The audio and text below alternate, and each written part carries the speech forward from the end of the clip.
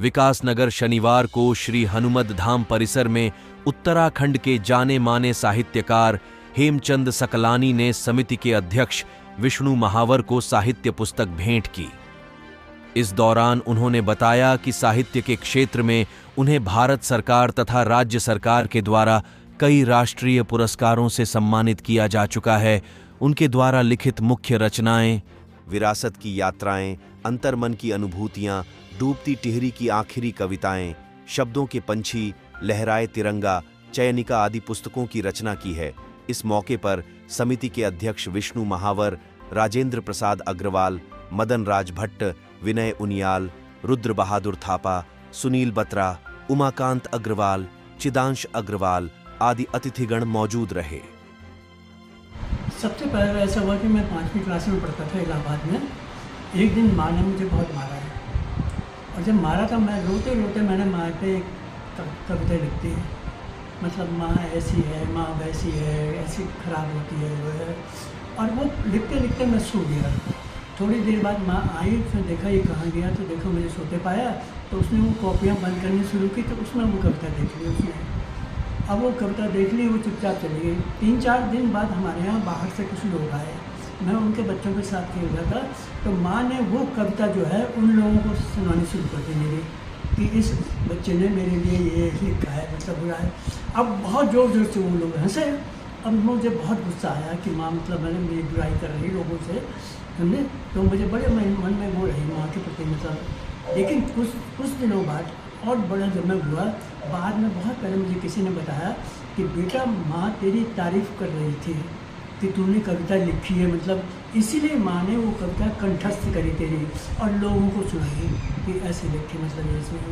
तो वहाँ से जो शुरुआत हुई मेरी, फिर और बहुत से ऐसे काम हुए कि मतलब अब हमारे यहाँ नवभारत टाइम्स आता था, उन्होंने नवभारत टाइम्स में इलाहाबाद में। तो मैं माँ रोज़ हमें कहती थी इतवार को 3 पृष्ठ साहित्यकारों के होते थे, 1 बाल पृष्ठ होता था। तो माँ कहती थी पढ़ो पढ़ो पढ़ो। हम पढ़ के नहीं देते, बचपना था मतलब शैतानी में ज़्यादा उलझे रहते थे। तो वो रोज़ कहती थी ये थप्पड़ मारते हुए कि पढ़ो पढ़ो। एक दिन इतवार को मैंने कहा माँ कहीं थप्पड़ ना मारे, तो मैंने उठा के वो अखबार खोल कर पढ़ना शुरू किया। तो वहाँ देखे मैंने बड़े बड़े साहित्यकारों के नाम थे, लेख थे। फिर मैंने बाल पृष्ठ पे आया, देखे बच्चों की कविताएँ थी, बच्चों का लेख थे बाहर से बताने के। तो मन में एक भावना आई वहाँ पे। जब मैंने शीर्षक देखा, लड़के का नाम देखा, मैंने सोचा क्या कभी मेरा नाम भी इस तरह अखबार में आएगा। तो जवाब भी खुद मिलेगा कि जब कुछ करोगे नहीं तो कैसे आएगा। तो उसमें मैंने 10-12 दिन मतलब कुछ कविताएँ कहानी लिखी बच्चों के ऊपर, और वो भेज दी। उसके बाद लगातार 5-6 महीने तक नवभारत पे मिले, और दूसरे तीसरे संडे को मेरी कहानी आई, कविता आई। तो उससे मुझे एक नया बल बनना मतलब उसका करने का इस तरह पैदा हुआ। फिर मैंने बीएससी में मेरी कहानी एडमिशन लिया मैंने। तो मैंने एक कहानी लिखी दुर्घटना, उसको आगरा यूनिवर्सिटी में दूसरा पुरस्कार मिला। तो दूसरा पुरस्कार मिला, और इंग्लिश मीडियम था बीएससी में। तो सारे लोग मेरे पीछे चले आ गए, सारे दोस्त मेरे, कि इंग्लिश साइड छोड़ दो, हिंदी लो, तुम्हारी हिंदी बढ़िया है। तो वहाँ से मैंने BA शुरू किया और अपना इंग्लिश ट्रैक चेंज किया। फिर लौट के फिर आए, मतलब लगातार निरंतर लेखन मेरा वहाँ से जारी रहा सन 1965 से 55 से, जो आज तक चलता रहा। मतलब इसके बाद कई ऐसे केस आए, मतलब जिससे मौसम सोमलाल द्विवेदी जी ने मुझे एक बार क्या हुआ, लेकिन मैं बहुत बड़ा कवि सम्मेलन हुआ, वहाँ सब आए हुए थे। तो सोमलाल द्विवेदी भी आए थे। मेरा उस टाइम इतना नाम नहीं था, अनाउंसर ने पता नहीं क्यों मेरा नाम अनाउंस कर दिया कि शुक्लानी जी आपके सामने रचना पढ़ेंगे। रात को 12-12:30 बजे का टाइम था। तो मैं सबके पीछे बैठा हुआ था, मैंने हाथ हिलाया, मैं नहीं पढ़ूँगा। 3 बार उसने अनाउंस किया नाम, तीनों बार मैंने मना किया, मैं नहीं पढ़ूँगा। तो द्विवेदी जी ने अनाउंसर को बुलाया कि वही लड़का है जो मतलब हाथ हिलाना मना कर रहा। अनाउंसर ने कहा हाँ साहब वही है हेमचंद। तो उसे मेरे पास भेजा, मुझे आया वो बुलाने के लिए, आपको द्विवेदी जी बुला रहे। मैं डरते वहाँ गया। तो बोले कि आप क्यों नहीं पढ़ रहे हो। मैंने कहा मैंने कुछ लिखा ही नहीं है, उन्होंने वैसे मेरे नाम दिया। बोले इतने लोगों के बीच में वैसे कैसे नाम लिख दिया, बोल दिया उन्होंने, कुछ ना कुछ तो आपने ज़रूर लिखा हुआ। मैंने कहा हाँ लिखा कुछ सुनाओ। मैंने कहा कि याद तो मुझे कुछ है नहीं कि किसमें लिखा। मैंने कहा डायरी कहाँ। मैंने कहा घर पे। तो आप विश्वास नहीं करेंगे, 1 किलोमीटर दूर मेरा घर था, उन्होंने संचालन से कह के एक आदमी भिजवाया, वो डायरी मेरी मंगवाई और वो मुझसे रचना पढ़वाई वहाँ पर। 1:30 बजे रात की बात है ये। फिर जब उन्होंने सुन ली, लास्ट तक सुनते रहे, तो जब हो गया तो उन्होंने मुझसे कहा कि जब कार्यक्रम खत्म हुआ है तो तुम इंस्पेक्शन हाउस में मेरे पास आना, मैं वहाँ रुका हुआ हूँ। रात को 3 बजे मैंने दरवाजा खटखटाया तो खोला उन्होंने, बड़े उससे बोला मतलब क्या लिखा, क्या क्या लिखा तुमने, डायरी में खोल के पलटने लगे। फिर मुझसे बोले बहुत अच्छा नहीं लिखा। अब उनका ये कहना था बहुत अच्छा नहीं लिखा कि मेरे आंसू निकल आए और चेहरे पे मेरे 12 बज गए एकदम से। अपने आप से मतलब नफरत में क्यों लिखता हूँ, मुझे लिखना ही नहीं आता। उन्होंने देखिए महानता ये होती है, उन्होंने मेरा चेहरा पढ़ लिया, उन्होंने मेरे के आँख के आंसू पढ़ लिए। फिर कहा सुनो बेटे, मैंने ये नहीं कहा ख़राब लिखा है, मैंने ये कहा कि बहुत अच्छा नहीं लिखा। तो बोला लिखने का मन करता है। मैंने कहा हाँ लिखने का मन करता है मेरा। कि तुम बोले तो छोड़ना मत कभी। उन्होंने ये कहा कि लिखने का मन है, तुम जरूर सफल हो गए, छोड़ना मत कभी।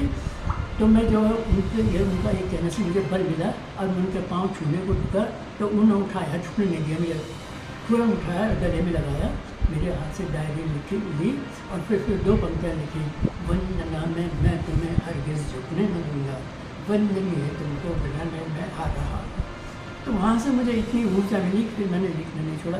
फिर आते आते तो बहुत काफ़ी हुआ, यात्राओं पे मेरा काफ़ी वो मिला। मेरी पुस्तक को भारत सरकार का प्रथम पुरस्कार मिला। मुझे कभी उम्मीद भी नहीं थी ऐसा हो सकता है। पूरी यात्रा करके मैं आया था कश्मीर के और मैंने वहाँ सैनिकों के जीवन देखा, किस तरह बर्फ़ में वो अकेले रहते हैं, 10-10, 12-12 सैनिक, अगल बगल कोई नहीं। अगर ज़्यादा बर्फ़ पड़ गई तो खाना भी नहीं आ सकता, बस भी नहीं आ सकती, उस जगह वो लोग रहते। तब मैंने वो सारा रेखांकित किया अपनी यात्राओं में।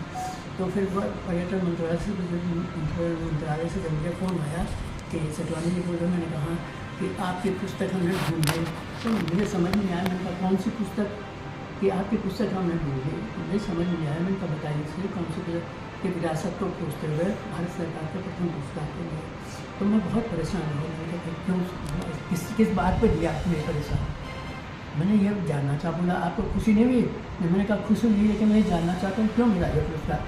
तब उन्होंने कहा आपने जो कुछ वहाँ के सैनिकों का रेखांकित किया उस वजह से हमने दिया। मैंने देखिए हमारे यहाँ जो है जहर खुमानी गिरोह में कुछ खिला के लूट लेता है, ट्रेन में फंस के सूते हुए नज़र आते हैं और देश की रक्षा करते हैं, और दूसरी तरफ जो है हम लोग कितनी ऐश की ज़िंदगी जी रहे हैं। तो ये सब रेखांकित किया था मैंने, तब वो पुरस्कार मिला था। फिर कहानी को एक ही अपने को दिन पुरस्कार मिला। निशंक जी की पुस्तक का लोकार्पण कर रहे थे रामानंद सागर जी। तो रात को फ़ोन आया मुझे कि वो कहानी ऐसी थी कि आपको बिना नाम के अपनी रचनाएं भेजनी चाहिए, क्योंकि बेईमानी तो है हर जगह, तो बिना नाम के किसी को पता नहीं चले किसकी रचना थी। तो मैंने भेजी हो। रात को मुझे फ़ोन आया आपकी कहानी को प्रथम पुरस्कार मिला। तो मैं परेशान हो गया, किस बात पर मिला, किस बात मिला। मैंने डायरेक्टर को फ़ोन किया, मैंने कहा ये तो बता दें मुझे क्यों मिला। तो उन्होंने कहा भाई अभी तो दिल्ली चल रहे हैं, और ऐसा कि 4 आदमियों ने, 2 साहित्यकारों ने मुंबई के और 2 प्रोफेसर ने हिंदी के, वो कहानी जांची थी, सारी कहानियाँ जांची थी 70 कहानियों में। तो उसमें यही देखते हुए कि मैंने ये समस्या उठाई सैनिकों की और उनकी भावनाओं को समझा मैंने, तब मैंने रेखांकित किया, तब मुझे प्रथम पुरस्कार मिला। उसके बाद मेरी 16 पुस्तकें आ चुकी हैं मतलब, और लहराए तिरंगा को सारेगामा के जो विजेता रही 2020 की इशिता विश्वकर्मा है, उसमें सारे गीतों को गाया है।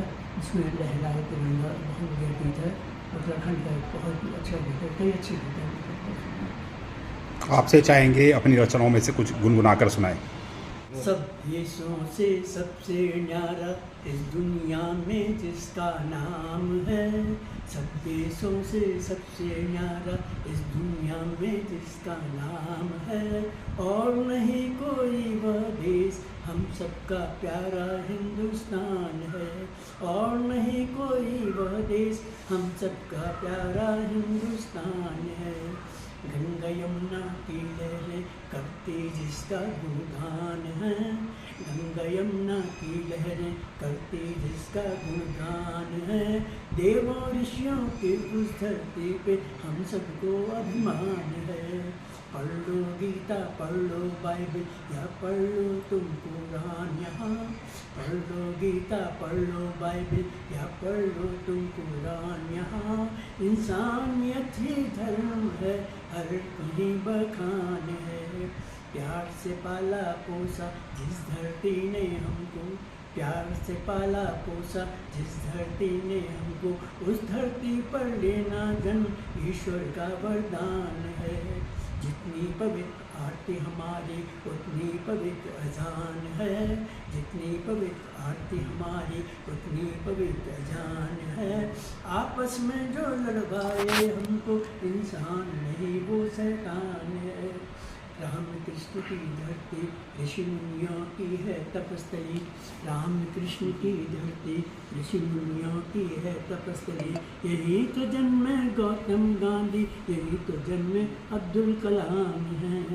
पल पल धरती से अंबर तक, पल पल धरती से अंबर तक, गूंजे दिल से हर धड़कन तक नाम हमारे हिंदुस्तान का, हम सबका बस यही अरमान है।